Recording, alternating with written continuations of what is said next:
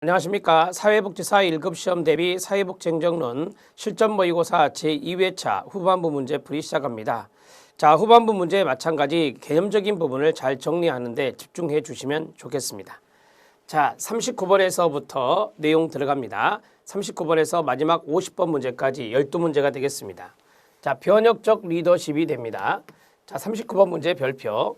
우리가 거래적 리더십이 이제 과거의 리더십이라면 현대의 리더십은 변혁적 리더십이라. 그래서 거래적 리더십과 비교가 됩니다. 자, 변혁적 리더십에 대한 설명으로 옳지 않은 것. 그러면 이제 거래적 리더십의 내용이 들어가 있겠죠. 조직 구성원은 조직의 공공선을 지향합니다. 맞고요.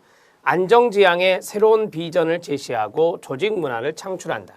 안정이 아닙니다. 안정은 바로 이제 거래적 리더십에서 지향했던 거고요. 여기에서는 외부이면서 변화를 지향합니다. 2회자입니다. 자, 외부이면서 변화를 지향하는 것이 바로 변혁적 리더십이다. 이렇게 정리하시면 됩니다. 자, 모험과 도전의 수행과 끊어요. 조직 성원에 대한 신뢰감을 제시합니다. 맞습니다. 조직 성원은 리더가 됩니다. 조직 성원을 리더로 개발한 게 변혁적 리더십이기 때문에 신뢰감을 제시하는 것이고요. 조직 구성원의 높은 수준 단계 지향이 이루어지고요. 조직 구성원을 그저 따르는 추종자가 아닌 리더로 개발하는 것. 이게 바로 이제 변혁적 리더십의 특징입니다. 자, 그러면 조직 구성원을 그저 따르는 추종자로 보는 것은 바로 이제 거래적 리더십이다. 이렇게 보시면 됩니다. 자, 거래적 리더십까지 말씀을 같이 드렸습니다. 자, 39번에 답을 해결했죠. 2번이 답이에요. 안정지향이 아니라 변화지향의 비전, 새로운 비전을 제시하며 조직 문화를 창출하는 게 변혁적 리더십의 특징입니다.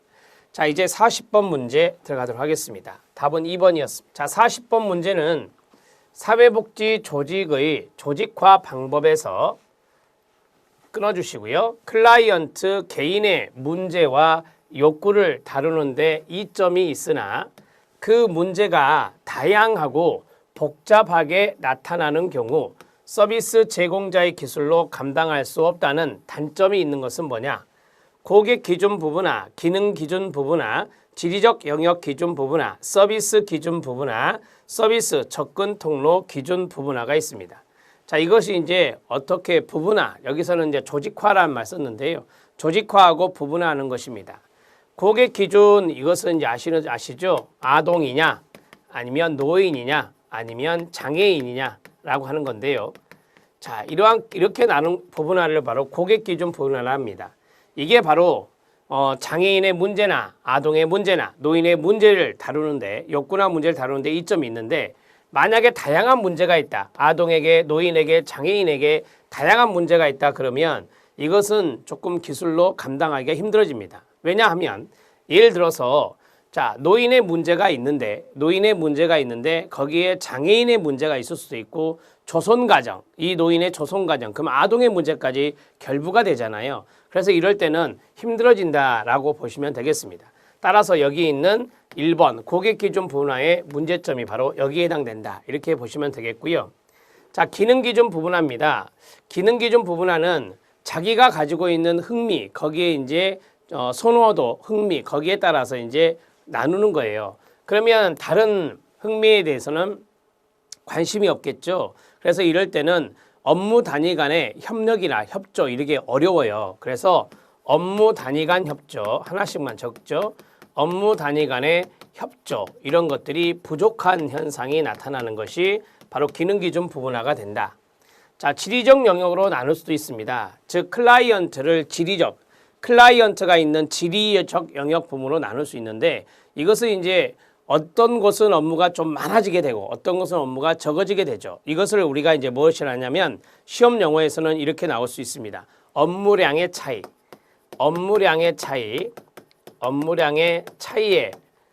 차이가 생겨서 이게 이제 문제점이 될 수 있다라고 하는 거죠. 어떤 지역은 업무량이 많아지고 어떤 지역은 업무량이 적을 수 있다라고 하는 겁니다. 자, 서비스 기준 부분화입니다. 서비스는 아시죠? 개인 대상, 케이스워크, 그룹, 워크, 그 다음에 CO 이런 식으로 나누는 게 바로 서비스 기준 부분화입니다. 그래서 따로따로 서비스가 들어가겠죠? 왜? 서비스대로 나누니까. 이럴 때는 이제 통합적 서비스가 어려워집니다. 통합적 서비스 제공 문제가 생길 수 있다. 자, 우리가 이제 통합적 서비스 제공이라면 지역사회 조직도 들어가고 개인 대상도 들어가고 같이 들어갈 필요가 있는데 이거는 각자 따로따로 가기 때문에 그러한 문제가 발생할 수 있다라고 하는 것입니다. 자, 서비스 접근 통로는 접근 통로의 불확실성이나 제한, 서비스 접근 통로, 우리가 이제 접근성과 연관성이 있거든요. 접근성과 연관성이 있는데 이러한 것들이 이제 불확실성이라든지 서비스 접근 통로의 제한 등으로 인한 문제가 있다. 이렇게 정리하시면 되겠습니다. 자, 여기 내용 어떤 게 나올지 모르니까 그냥 여러분들에게 간단하게 4가지를 써드렸습니다. 지금 이 문제, 이것은요, 문제라는 단어가 있는데 다양하고 복잡하게 나타난다. 문제가.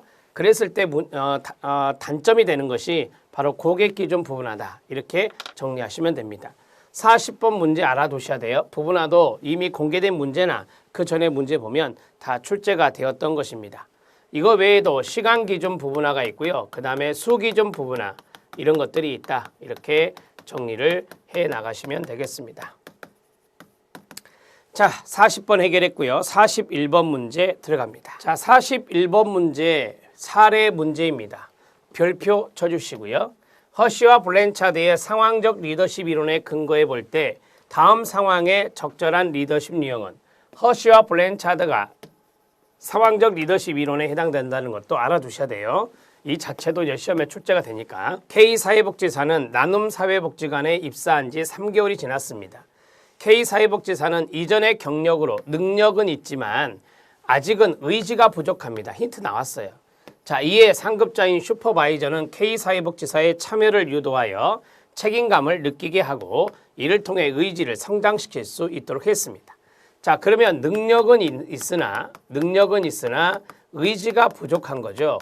이럴 때 우리가 무슨 형이라 하죠? 네, 참여형 리더십이라고 합니다. 참여형 리더십이다 이렇게 말해요. 반대로 능력은 없습니다. 능력은 없지만 없을 묻자입니다. 의지는 있다. 이럴 때는 우리가 무엇이라 했습니까? 네, 설득형, 판매형이란 말도 있는데요. 설득형 리더십이라고 하죠. 이 2가지를 잘 알아놓으시면 돼요. 허쉬와 블랜차드는 4가지로 나누었습니다. 지시형 리더십이 있고요. 그 다음에 여기에 참여형 리더십이 있고 그 다음에 제시형 리더십. 이게 이제 제시형 리더십이 돼요. 제시형 리더십이 바로 설득형과 연관성이 있다. 이렇게 보시면 되고요. 위임형 리더십, 중도형 리더십이라는 건 없거든요. 이 4가지 중에서 여기에 해당되는 것은 참여형 리더십이 답이 됩니다. 3번이 답이 됩니다. 사례 문제입니다. 사례 문제에서 이 2가지는 이론으로도 나올 수 있기 때문에 정리가 되면 좋겠습니다. 능력도 있고 의지도 있다 그러면 위임형이 되고요. 능력이 없고 의지도 없으면 지시형이 되는 거예요. 이렇게 해서 제가 도표로 정리해 드린 바도 있습니다. 답은 3번이 답이 됩니다. 42번 문제 들어가도록 하겠습니다. 자, 42번 문제는 마케팅에 대한 부분입니다. 옳지 않은 것은입니다. 마케팅 믹스 4P가 있는데요. 이 중에서 유통이란 게 있습니다. 유통은 아시죠? 접근성과 연관성이 있는 것이다. 접근성과 관련되는 게 유통이다. 서비스의 유용함을 어떻게 전달할 것인가의 문제로서 홍보에 해당된다. 여러분 어떻게 전달할 건가? 바로 이게 홍보거든요. 홍보는 프로모션이에요. 홍보는 프로모션이라고 하죠. 영어로. 자, 프로모션. 이 프로모션은 바로 촉진이란 뜻입니다. 촉진. 자, 마케팅 믹스의 4P에 보면 프로덕트, 상품, 프라이스, 가격, 그 다음에 여기 플레이스, 유통, 그 다음에 마지막 프로모션, 촉진이 있습니다. 이 4가지 중에 홍보와 관련된 것은 프로모션인 촉진이다. 1번 지문이 탈락이고 1번 지문은 단독으로 나온 적도 있습니다. 수합 분석이라고 하는 것은 기관 환경 분석인데요. 기관의 강점이나 약점과 끊어요. 환경의 기회와 위협 요소들을 분석하여 가장 적합한 목표 및 전략을 추구하는 겁니다. 강점 strength, 약점 weakness, 기회 opportunity, 위협 threat. 그래서 SWOT가 되는 겁니다. 2번 지문 맞습니다. 마케팅 세부 목표 설정 원칙에 스마트 원칙이 있습니다. 스마트 원칙, 구체적, specific, 측정 가능, measurable, M입니다. 달성 가능, attainable, 그 다음에 결과 지향적, result oriented, 시간 제한적, time bounded. 그래서 SMART가 다 맞게 정리되어 있습니다. 맞습니다. 여러분 이런 것들은 단독으로 다 나왔던 것들이에요. 정리하셔야 됩니다. 개념 정리. 옳지않은 것 1번 있었네요. 1번에 체크하고 4번과 5번 보겠습니다. 자, 4번은 기업 연계 마케팅이라고 하는 것과 그 다음에 사회 마케팅이라는 게 5번에 있습니다. 기업 연계 마케팅은 기업에 긍정적으로 영향을 미치면서 동시에 사회복지기관의 후원자 개발에도 기여하는 윈윈 방법을 추구하는 게 기업 연계 마케팅이라 보시면 됩니다. 사회 마케팅은 사회 문제가 있으면 그 사회 문제로부터 도출된 사회 목표를 달성하기 위해 사회적 아이디어를 개발해냅니다. 일종의 이제 캠페인들이 그런 것들이죠. 그래서 공익을 실현하기 위한 집단적이고 조직적인 노력이 바로 사회 마케팅이다. 사회 마케팅은 또 별개로 출제된 바가 있습니다. 42번의 답을 1번으로 처리했고요. 42번 문제 별표. 1번만 중요한 게 아닙니다. 2번, 3번, 4번, 5번 다 중요합니다. 알아두셔야 돼요. 42번의 답 해결했고 43번 문제 들어갑니다. 43번 문제는 직무 명세서에 작성되는 내용으로 옳지 않은 것은입니다. 직무 명세서는 인적 요건을 쓴다. 이렇게 말씀드렸고요. 직무 기술서라는 게 있습니다. 직무 기술서라고 하는 것은 바로 직무 요건을 쓰는 겁니다. 이렇게 구분하셔야 된다. 시험에 잘 나오는 거라 그랬죠. 직무에 필요한 장비나 직무 환경은 직무 기술서에 쓰는 거예요. 직무 수행자의 교육 수준이나 기능 기술 수준이나 창의력 판단력이나 육체적 능력이나 작업 경험 이거 다 인적 요건입니다. 그렇죠? 이러한 인적 요건은 바로 직무 명세서에 쓰는 거예요. 직무 명세서에 쓰는 거예요. 자, 암기하는 방법. 명세의 빈 씨는 직무 기술이 뛰어나다. 이렇게 해보라겠죠. 그래서 명세의 빈 씨는 사람입니다. 그래서 인적 요건은 명세서다. 이렇게 했죠. 직무 기술이 뛰어나다. 직무 기술은 서로 붙어요. 그래서 직무 기술서는 직무 요건을 쓰는 것이다. 이렇게 해보라 했습니다. 답은 1번이 답이 됩니다. 이 현장에서는 시험 현장에서는 헷갈릴 수 있기 때문에 암기법이 도움을 줄 수도 있습니다. 1번이 답입니다. 44번 문제 들어갑니다. 자, 44번 문제도 별표를 쳐주시면 좋겠습니다. 자, 조직 문화가 쏠쏠하게 한 문제씩 나와요. 이게 이제 조직 문화적인 측면에서 되게 이제 시험 보면 이런 식으로 잘 냅니다. 이 지문들을 조직 문화 강도에 대한 설명으로 옳은 것은입니다. 조직의 믿음이나 가치들이 그러면 신념이에요. 믿음이나 가치는 신념과 연관성이 있는데요. 협소하게 공유될 때 강해진다? 아니요. 더 넓게 공유될 때 강해지는 것이고요. 조직의 믿음과 가치들이 더 깊게 공유될 때 강해진다. 네, 깊게 맞습니다. 깊게 공유되면 강해집니다. 조직 문화와 달리하는 아니에요. 조직 문화와 같이 하는 리더십이요. 조직 문화와 같이 하는 리더십이 강할 때 조직의 문화가 강해집니다. 조직 구성원이 오랫동안 조직에서 헌신할 때 문화는 강해진다고 합니다. 자, 오랫동안 헌신할 때 이게 중요한 거죠. 오랫동안 헌신할 때 조직 문화는 강해집니다. 자, 다시 한번 하면 조직의 믿음이나 가치들이 넓게 공유되거나 조직의 믿음이나 가치들이 깊게 공유되면 조직의 문화는 강해진다라고 하는 거고요. 그 다음에 조직 문화와 같이 하는 리더십이 강하면 조직의 문화는 강해집니다. 조직 구성원이 오랫동안 조직에 헌신하면 조직의 문화가 강해집니다. 이런 것들이 이제 되게 전공서적에 나와 있는 지문들인데 그걸 제가 이제 약간씩 달리해서 문제 지문을 만들어 본 겁니다. 가, 다가 탈락이고 나라가 옳은 내용 3번이 답이 됩니다. 44번 문제 해결해 드렸고 여러 번 읽어 주시기 바랍니다. 45번 문제 들어갑니다. 자, 45번 문제는 조직 직무평가도구입니다. 직무평가도구 연결이 옳은 것은인데요. 45번 문제 이거 보시면서 개념 잡아주세요. 도표 평정식이 있는데요. 각각의 평정 요소에 대해서 모든 직원을 등급별로 분류했답니다. 이거 서열한 거죠, 여러분. 서열한 거예요. 직원을 서열한 거. 그래서 개조서열식이랍니다. 개조서열식이라고 하고요. 이 서열한 말이 중요한 거고요.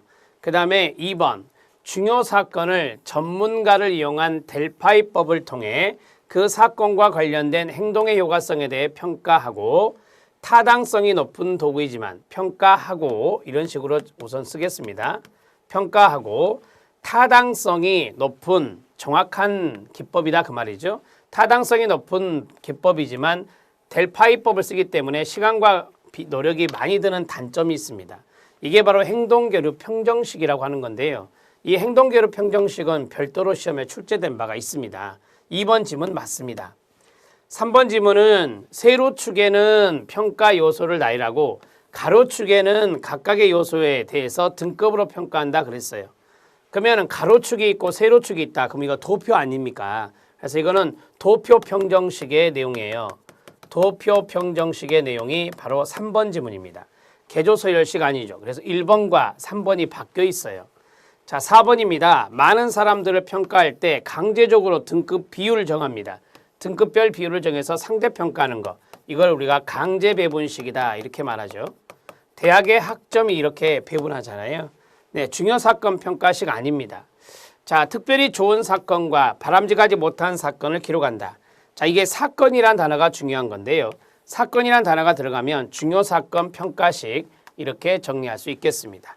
자, 5번 지문은 중요 사건 평가식, 4번 지문은 강제 배분식이죠. 그래서 4번과 5번 모두 틀렸습니다. 자, 우리가 이제 2분 비교가 있는데요. 2분 비교식, 5번 지문에 2분 비교식이 있잖아요. 2분, 둘을 비교한다라고 하는 거죠. 그래서 동등지위의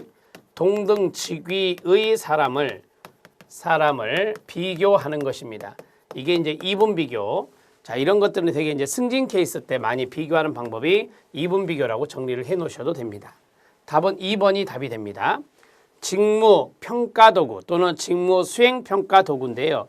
도표 평정식, 행동계류 평정식, 개조서열식, 중요 사건 평가식, 2분 비교식, 강제 배분식까지 해서 잘 정리해 주시면 됩니다. 모두 6가지가 있습니다. 자, 45번 문제 답을 2번으로 처리하시면 되겠습니다. 자, 46번 문제 예산 문제가 나오는데요. 예산 문제도 별표 쳐주시기 바랍니다. 예산의 모형이 잘 나오거든요. 자, 예산 문제입니다. 옳은 것은입니다. 자, 예산 문제 앞에 모형이 쭉 깔렸습니다. 가장 많이 나오는 패턴의 문제입니다. 성과주의 연기준 품목별 예산, 연기준 프로그램 기획예산 제도가 나왔습니다. 성과주의 예산은 전년도 예산을 근거로 하여 첫 번째 힌트 나왔고, 지출 항목별 두 번째 힌트 나왔고, 회계와 전년도에 기초하여 작성되며 일정한 양만큼 증가시키는 점중주의 성격이 있다. 세 번째 힌트 나왔습니다. 자, 전년도 예산을 근거로 하고 항목별로 정리가 되고 점중주의 예산은 자, 품목별 예산이다. 이렇게 정리할 수 있습니다. 이게 가장 기본적인 개념들이에요. 성과주의 아니고요. 자, 2번 들어갑니다. 기능별 이게 힌트예요. 기능적 예산이란 것도 있거든요. 기능별 프로그램별로 구분한 후에 이를 다시 세부 프로그램으로 나누고 각 프로그램의 단위 원가 결정적인 힌트 나오죠. 자, 첫 번째가 기능별이 힌트, 두 번째가 단위 원가가 힌트. 단위 원가와 업무량을 계산하여 편성하는 관리 지향의 예산 제도다. 이게 힌트 세 번째입니다. 우리가 이제 원가 관리라는 말이 있습니다. 이 관리 지향의 예산 제도가 바로 이건데요. 이게 바로 성과주의 예산입니다. 성과주의 예산은 기능적 예산과 동의어예요. 그래서 성과주의 예산, 기능적 예산과 예산이 해당되는 게 2번입니다. 연기준 예산 아니고요. 자, 그 다음에 이제 세 번째 들어갑니다.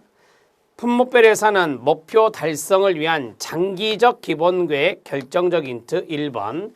수립하고 기본계획을 연차적으로 시행하기 위해 프로그램별로 편성한다라고 했어요. 이게 이제 힌트 두 번째가 됩니다.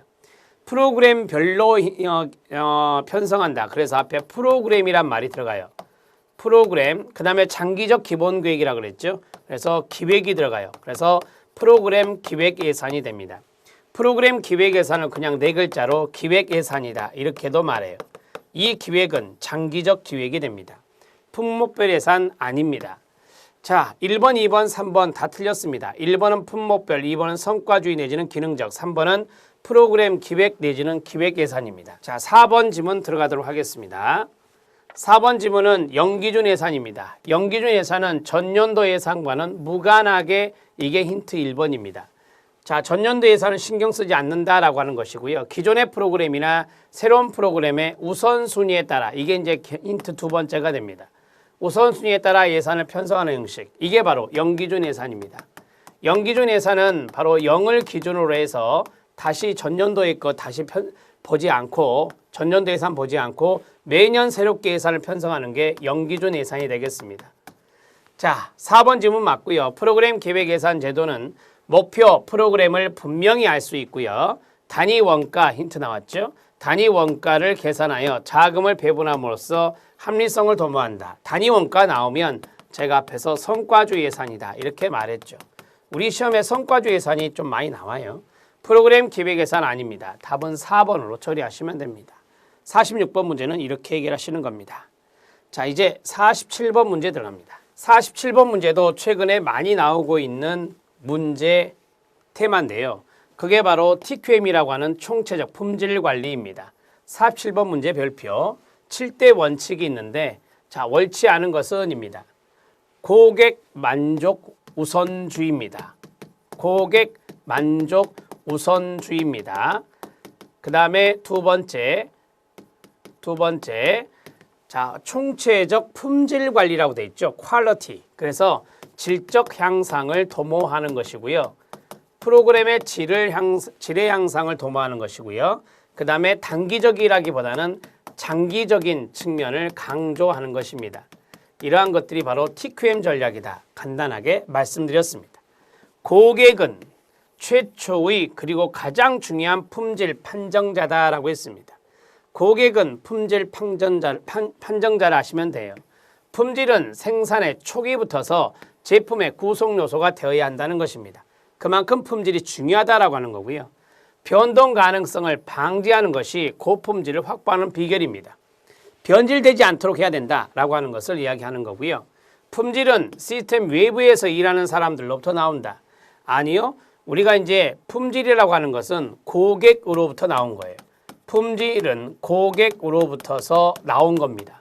왜? 고객이 원하는 것, 그것이 가장 중요하기 때문에 품질은 고객이 판정하고 고객으로부터 나오는 것입니다.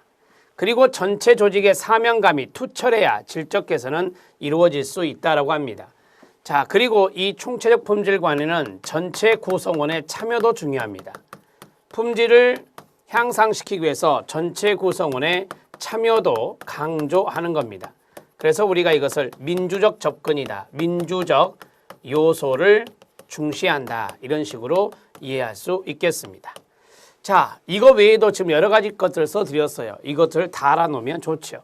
47번의 답을 4번으로 처리하시면 됩니다. 자, 48번 문제 들어갑니다. 자, 48번 문제는 프로그램의 이동 흐름입니다. 프로그램의 이동 흐름, 우리가 이것을 논리 모형의 하나로 이해하시면 되는데요. 자, 옳게 나타낸 것은입니다. 우리가 프로포즈를 하죠. 프로그램 설계를 하는데 그것과 관련성이 있습니다. 제일 처음에 목표를 설정합니다. 목표를 설정하고 그 다음에 투입, 그 다음부터 여러분들 알고 있는 순서예요. 투입, 전환, 그 다음에 산출, 그 다음에 성과가 됩니다. 이런 식으로 나타나는 것이 바로 프로그램의 이동 흐름 또는 논리 모형의 흐름이라고 말합니다. 자, 목표가 맨 앞에 들어갑니다. 그래서 투입, 전환, 산출, 성과가 뒤에 들어가는 거죠. 그래서 답은 1번이 되는 겁니다. 충분히 여러분들이 이거 알고 있는 거예요. 자, 49번 문제 들어갑니다. 자, 49번 문제는 우리가 이제 49번 하기 전에 산출과 성과는 다르다는 거 아시죠? 산출과 성과는 다릅니다. 산출은 우리가 아웃풋이라고 하고 성과는 아웃컴이라고 합니다. 영어로는 그래요. 그러면 산출은 뭐냐? 결과입니다. 결과, 그 다음에 실적이라는 말을 쓰는 겁니다. 자, 그러면 성과는 뭐냐? 성과는 우리가 만족도 이런 것들을 보는 거거든요. 따라서 변화의 정도를 보는 것이 바로 성과다. 이렇게 말하는 거예요. 그래서 결과 실적은 산출과 연관되는 단어고요. 성과는 변화의 정도나 만족도와 연관되는 단어다. 이렇게 정리하시면 됩니다. 하나 높아시면서 정리해드렸습니다. 1번이 답이고요. 49번 들어갑니다. 자, 49번 문제는 사회복지행정의 기획과정입니다. 기획과정의 순서가 있는데요. 옳은 것은입니다. 우리가 여기서 좀 조심해야 될 것은 딱 한 군데인데요. 첫 번째, 목표를 설정하고 이거요. 목표를 설정하고 그 다음에 정보를 수집한다는 것을 기억하셔야 됩니다.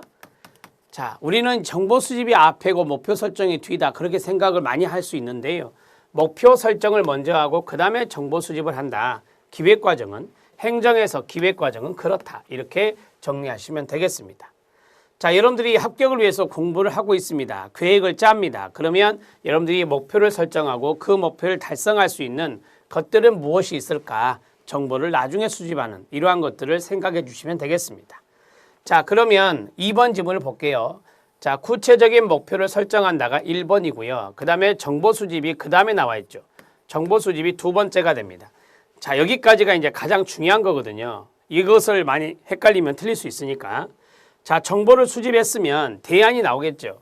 대안이 이제 세 번째가 됩니다. 대안적인 방법을 모색하고 그 다음에 이제 우리가 대안을 평가해요. 대안이 어떻게 될 것인가 평가를 합니다. 대안 평가라고 해요. 자, 대안이 여러 개가 나오니까 각각의 대안에 대해서 평가를 해봐야 되겠죠. 그 중에 가장 좋은 대안이 나올 겁니다. 최선의 대안을 선택해야 되겠죠. 그리고 그 녀석의 바로 실행 계획을 짜는 것입니다. 그래서 답은 2번이 답이 되는 거예요. 이렇게 정리하시면 되고요. 이걸 이제 간단하게 좀 써드리면 목표 설정, 정보 수집, 그 다음에 대안을 형성하고 밑으로 갑니다. 자, 대안 평가를 합니다.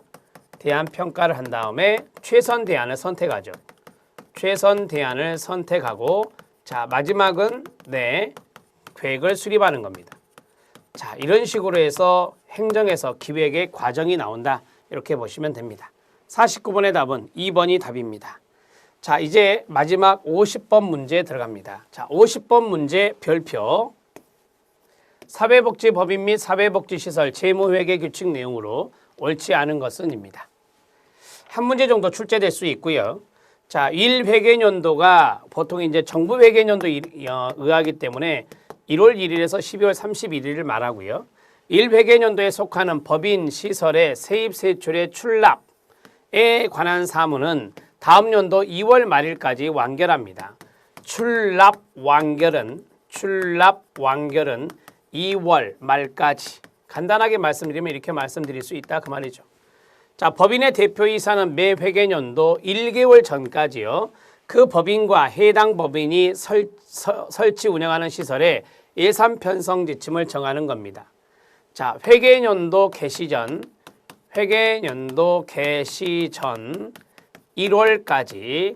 1월까지 자, 회계년도 개시 전 1월 전까지니까 1월 1일에 회계년도가 개시가 되잖아요. 그래서 11월 말까지죠. 11월 말까지 예산 편성 지침을 정하라.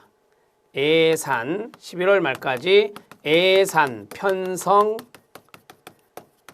지침 정함. 이런 식으로 정리하시면 되겠죠. 자, 법인 대표이사 및 시설장은 확정된 예산을 매 회계년도 개시 5일 전까지 시군구청장에게 제출해야 됩니다. 이걸 본예산이라는데요. 본예산 제출 시군구청장이니까 기초단체장이라 할게요. 기초단체장에게 본예산 제출은 회계년도 개시 5일 전입니다. 회계년도 개시 5일 전이다. 이렇게 정리하시면 되겠습니다. 자, 정리가 됐습니까? 이 정도 이제 알고 계셔야 됩니다. 1번, 2번, 3번이 있는데 1번은 출납 완결은 다음해 2월 말까지고요. 그 다음에 회계년도 개시 전 1월 말까지는 예산 편성 지침을 마련해야 되고 법인의 대표이사가 자, 그 다음에 본예산 제출은 기초자치단체장에게 내야 되는데 회계년도 개시 5일 전까지 내야 된다. 1, 2, 3번 모두 맞습니다. 4번과 5번 들어갑니다. 지금 시험에 잘 나오는 지문들입니다. 4번 법인의 대표 이사 및 시설장은 법인에게와 시설에게 세입세출 결산보고서입니다. 결산보고서를 작성하여 이사회 의결 시설운영위원회 보고를 거친 다음에 당연하죠. 거친 다음에 다음 연도 3월 31일까지 시군구청장에게 제출한다라고 했습니다. 자, 결산보고서 제출입니다. 결산보고서 제출. 자, 결산보고서 제출은 이사회 의결 또는 시설운영위원회 보고,